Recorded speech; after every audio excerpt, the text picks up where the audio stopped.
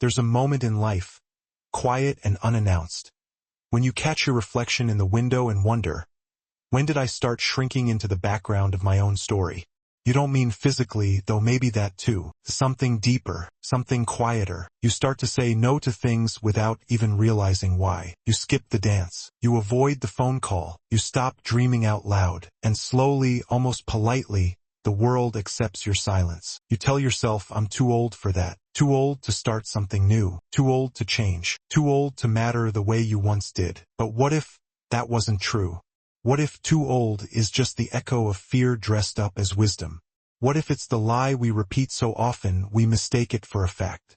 This isn't a story about denial or pretending we're still 30. It's about the moment everything changed. The day I stopped shrinking. The day I stopped saying, I'm too old. This is the story of what came next. And if you've ever whispered that phrase to yourself, if you've ever quietly given up on a dream, a habit, or even your own joy, then this story is for you. Not because it's easy, but because there's still time. So sit with me, walk with me, let me show you what happened when I stopped believing the world had already seen the best of me. Because it hadn't, not even close.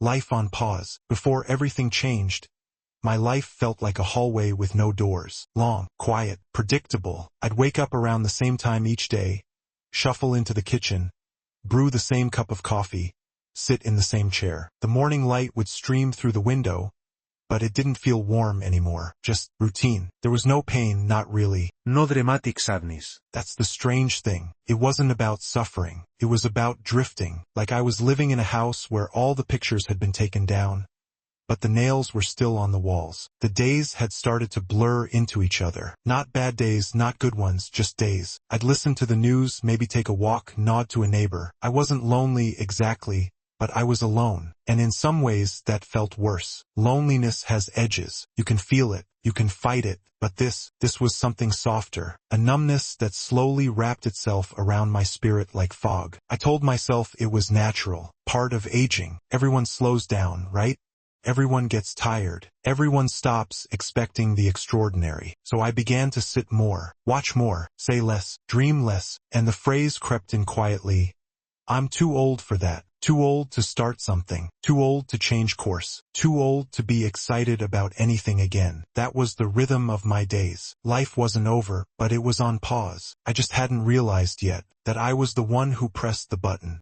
A moment that broke the silence. It happened on a Tuesday, just another ordinary day, the kind you forget as soon as it ends. I was sitting in the living room, the television humming in the background, when I got a call from my old friend, Eleanor. I hadn't heard her voice in years. Time had taken us down different roads. We spoke of the usual, how the world was changing, how our joints were behaving.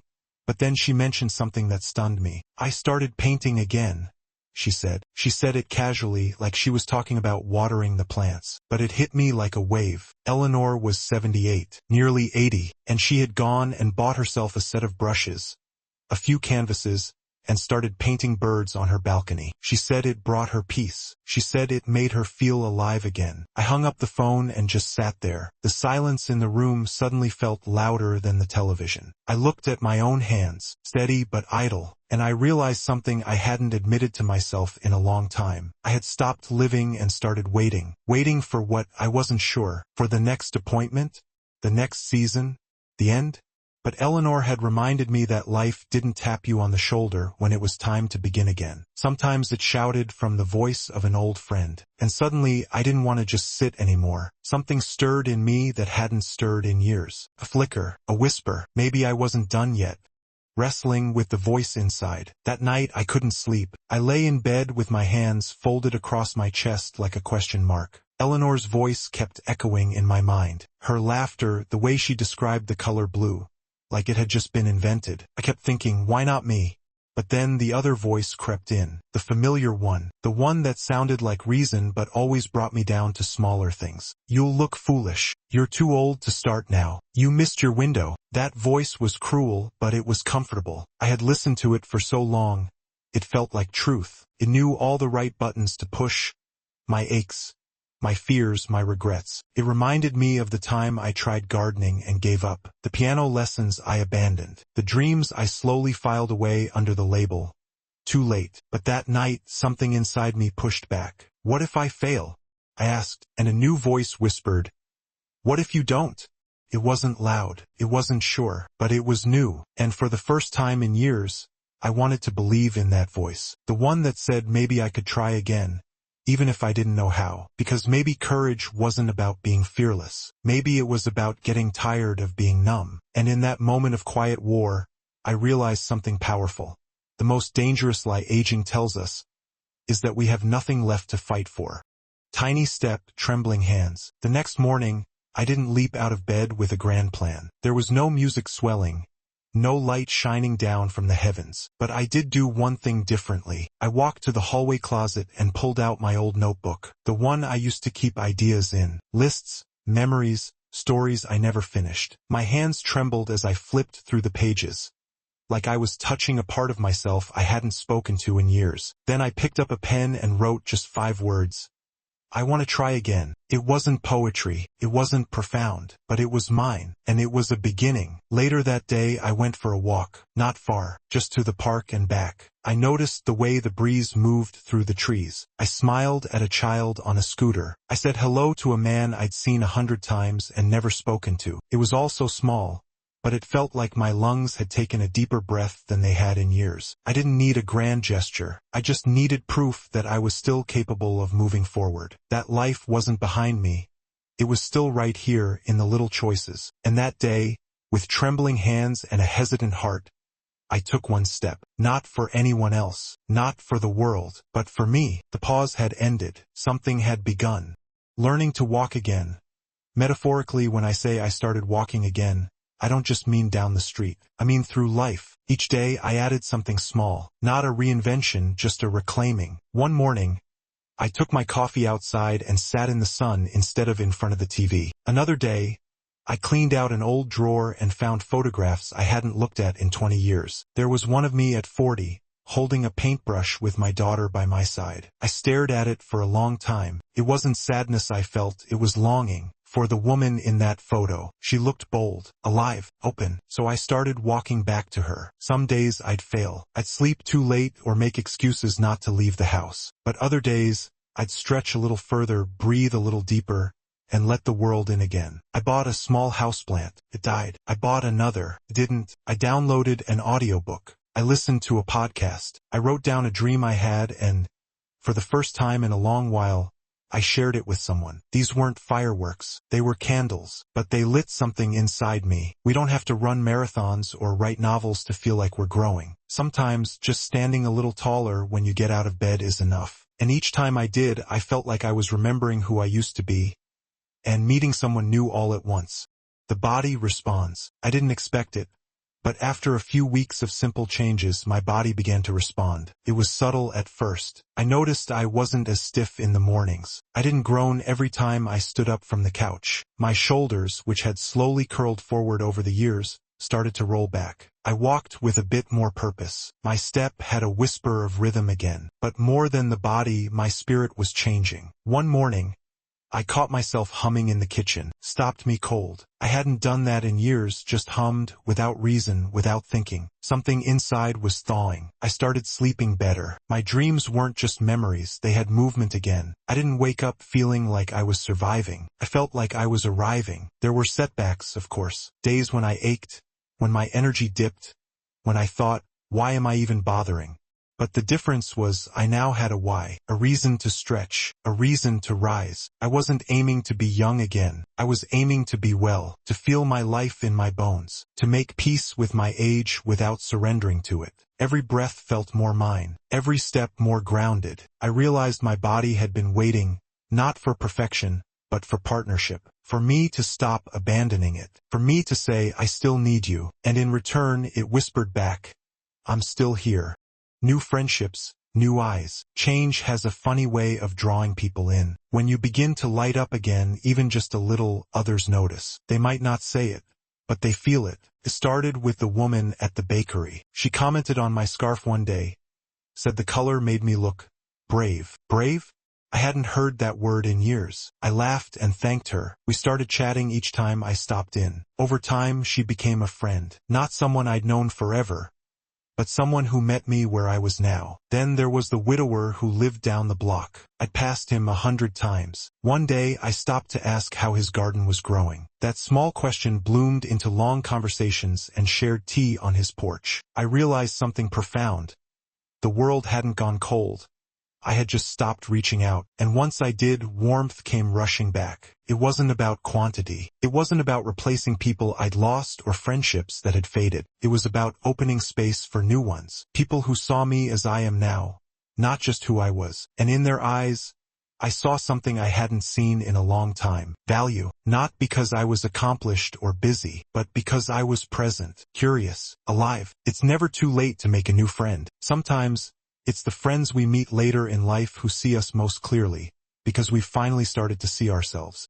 Learning from younger generations. One afternoon, my grandson came to visit. He's in his 20s, sharp, fast, always looking at something glowing in his hand. I used to get annoyed with how plugged in he was, but that day, I watched him navigate his phone with ease, laughter spilling from his mouth, as he showed me a video of someone cooking something I couldn't even pronounce. Then he looked up and said, "Do you want me to teach you how to use it?"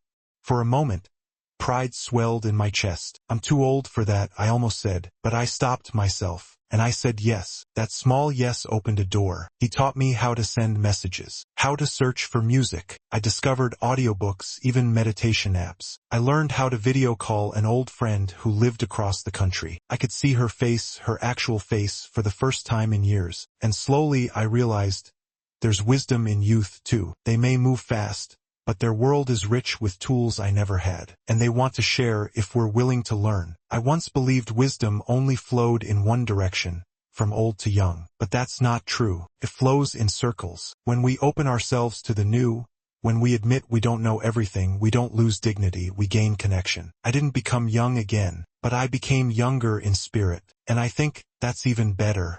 Letting go of the old identity. There came a day when I stood in front of the mirror and didn't recognize the person staring back. But not because I had aged. It was because I had changed. The old me, the one who had settled for less, who sat too long in silence, who believed her story was winding down. She was fading, and it was time to say goodbye. There's grief in letting go of the person you used to be, even if that version of you wasn't fully alive. You know her habits, her fears, her excuses. She kept you safe even when she kept you small. But I couldn't carry her and move forward at the same time. So I did something simple, something sacred. I looked in the mirror, placed my hand on my heart, and whispered, "Thank you, but I'm moving on now." I cried, not out of sadness, but relief, because that woman had served her purpose. She got me through, she endured, but I was ready to become something more, and I finally gave myself permission to change. Not to become someone else, but to become someone more honest. Sometimes growth feels like shedding skin, and when you do, you're not weaker, you're just lighter. I let go of the labels, the self-imposed limits, the quiet resignation, and in that moment, I didn't feel old. I felt new, and I knew this was the beginning of the life I had left. Not less, not leftovers. A full, beautiful beginning. Finding passion, not just pastimes. People often ask what I do now with my time, as if time is something to kill, rather than something to honor. But the truth is, I didn't find a hobby. I found a passion. It didn't happen overnight. At first, I tried things out, dabbling here and there, painting one week, baking the next, even writing a short story just to see if I could. But then something stuck. For me, it was storytelling. Gathering memories, turning them into words, and watching people's eyes light up when they saw themselves in my stories. It wasn't about being perfect. It was about being present, doing something that made the hours disappear and my soul come forward. I started volunteering once a week at the library, helping children read. Their questions, their curiosity, it lit something in me I thought was gone. I wasn't just filling time, I was filled by it. Here's what I've learned. Passion doesn't belong to the young. It belongs to the willing, to those brave enough to try, to begin, to fail and try again. Passion makes the heart beat louder. It gives you something to look forward to, something to dream about when the lights go out. And you don't need anyone's permission to go after it. So whether it's painting, teaching, planting a garden, or playing the harmonica, if it makes you feel awake, that's not a pastime. That's your life calling you back. Answer it. giving back what I've gained. There's a moment, once you begin to heal, once you've rediscovered a piece of yourself, when you look around and realize something powerful. Someone else is still where you used to be. I began to see it in the eyes of neighbors, in the slow, tired conversations of old friends, in the way some people spoke of their days as if they were just waiting for them to end. And I knew I couldn't keep this to myself. So I started talking, gently, quietly, not preaching but sharing. A story here, a memory there. I told people what changed for me. Not because I had all the answers, but because I finally had some questions worth asking. I encouraged one friend to take up watercolor. She sent me a photo of her first painting, shaky but glowing. Another friend joined a community class, and after just one session said she felt 20 years younger. I wasn't leading a revolution. I was lighting small fires, and those fires spread. Because when you come back to life, you don't just rise, you reach. We all need someone who says, "It's not too late." We all need someone who sees us before we see ourselves. I had Eleanor. Now I could be that for someone else. And that, perhaps, is the greatest gift of aging. The chance to give back not what we've lost, but what we've learned.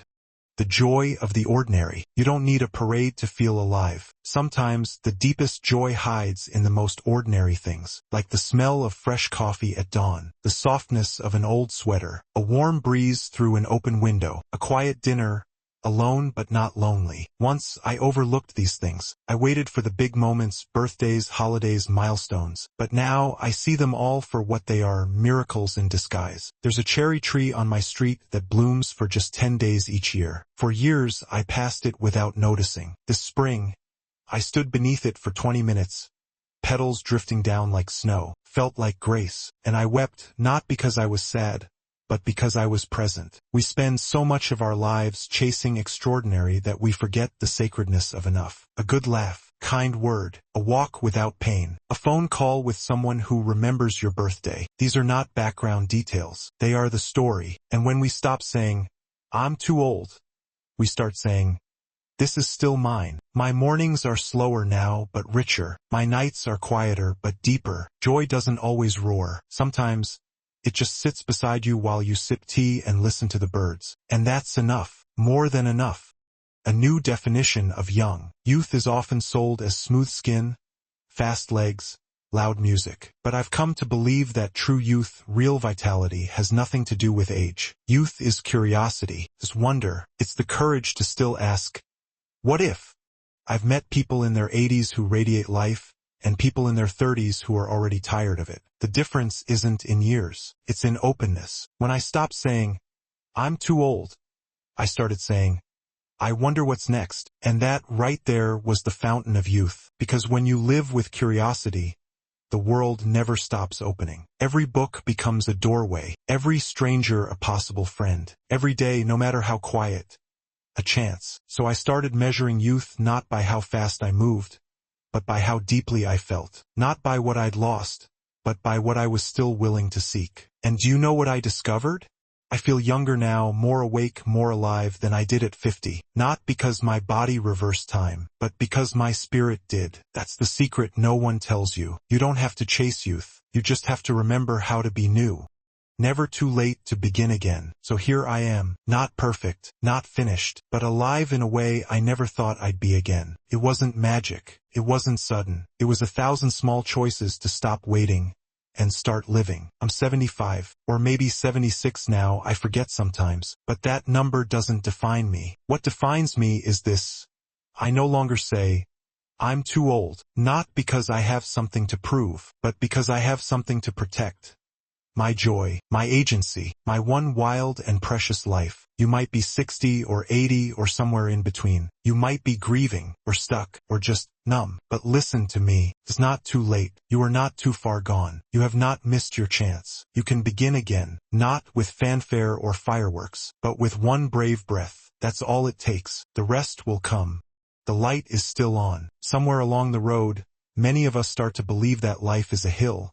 And once we've crested it, it's all downhill from there. Slower, quieter, smaller. But I've learned something different. Life doesn't crest and fall. It deepens. Yes, there are seasons of loss. Days when we question our worth, our purpose, our place in a world that moves faster than we do. Days when we whisper, "I'm too old," and the silence answers back with a shrug. But here's the truth I now hold close. You are not too old. You are just ripening. What if the purpose of these later years isn't to fade, but to ignite, to soften and at the same time strengthen? To look back with grace and forward with curiosity? Every scar on your hands, every wrinkle on your face. It's a sentence in a story that's still being written, and yes, you are still the author. The light is still on, and no matter how many chapters came before, the one you're writing now can still be the one that defines you. Not because of what you do, but because of how bravely you show up. So go on. Let the world hear your laughter again. Let your story unfold. Let yourself dance, even if no one's watching. There's nothing more youthful than a soul still willing to grow. The best part? You're just getting started, and you're right on time.